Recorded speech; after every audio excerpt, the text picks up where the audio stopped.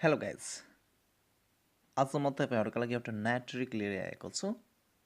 हामी आफ्नो फोनलाई एज अ ट्याब्लेट कसरी युज गर्ने भनेर ल त सुरु गरौँ है त okay let start it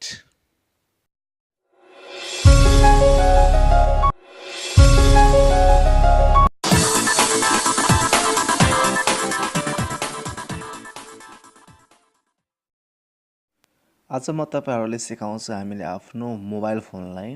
as a tablet कसरी युज गर्छ भनेर हामीले फर्स्ट अफ अल युज गर्न एज अ ट्याब्लेट युज गर्नको लागि हामीले कुनै एप्लिकेसन युज गर्नुपर्ने हुँदैन हामीले आफ्नै सेटिङमा गएर सेटिङ मिलाएर हामीले आफ्नो मोबाइललाई एज अ ट्याब्लेट युज गर्न सकिन्छ फर्स्ट अफ अल हामीले के गर्नुपर्ने हुन्छ सेटिङ जानुपर्ने हुन्छ सेटिङमा गइसकेपछि हामीले अबाउट फोन हुन्छ अबाउट फोन मेरो मोबाइलमा अबाउट फोन छ तपाईँको मोबाइलमा सिस्टम भनेर हुनसक्छ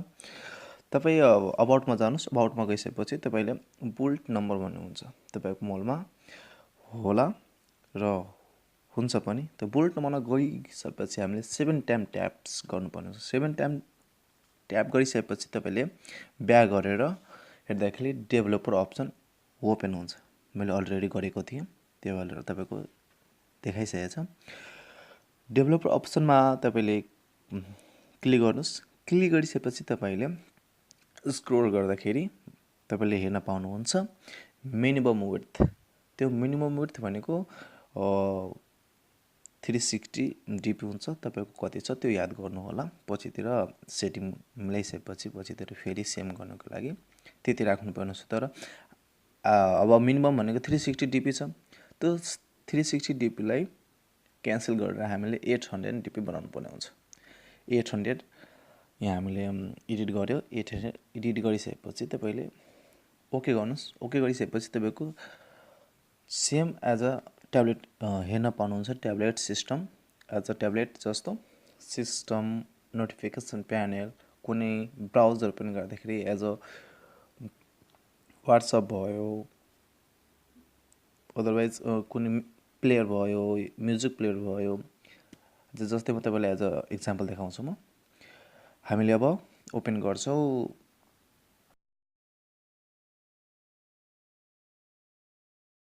एमएक्स प्लेयर ओपन गरिसकेपछि एज अ ट्याब्लेट जस्तो सेम ओपन हुन्छ तपाईँले हेर्न सक्नुहुन्छ हाम्रो स्क्रिनमा प्रत्येक फाइलहरू तपाईँले फोल्डरहरू हेर्न पाउनुहुन्छ एज अ ट्याब्लेट तपाईँले हाम्रो स्क्रिनमा हेरिरहनु भएको होला सेम फिचर तपाईँको ट्याब्लेट जस्तो हुन्छ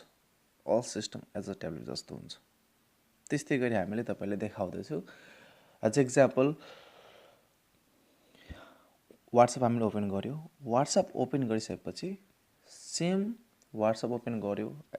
अदरवाइज हामीले कुनै म्युजिक प्लेयर ओपन गर्यो म्युजिक प्लेयर ओपन गरेपछि तपाईँले आर्टिस्टको हेर्नु एल्बम हेर्नुहोस् कसरी देखाइरहेको छ एज अ ट्याब्लेट सेम देखाइरहेको छ सङ्ग्स फाइलमा जानुहोस् स्क्रोल गर्दाखेरि हेर्नुहोस् कसरी देखाउँछ स्क्रोल गर्दाखेरि तपाईँले same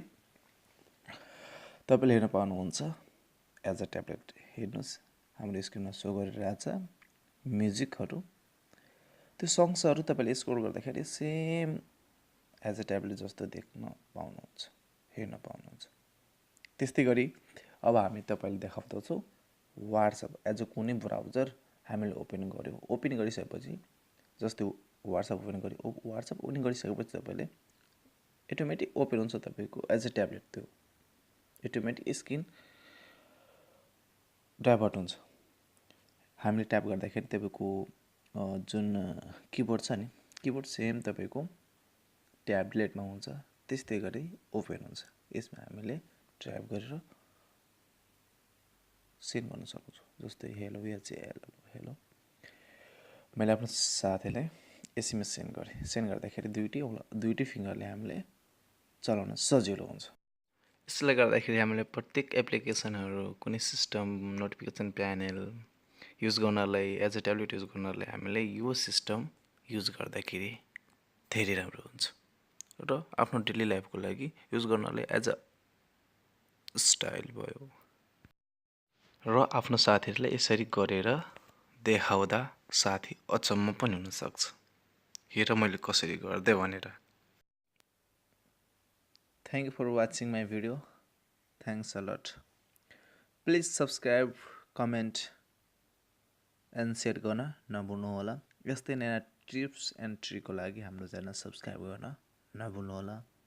Thank you very much. Thanks a lot. Bye bye.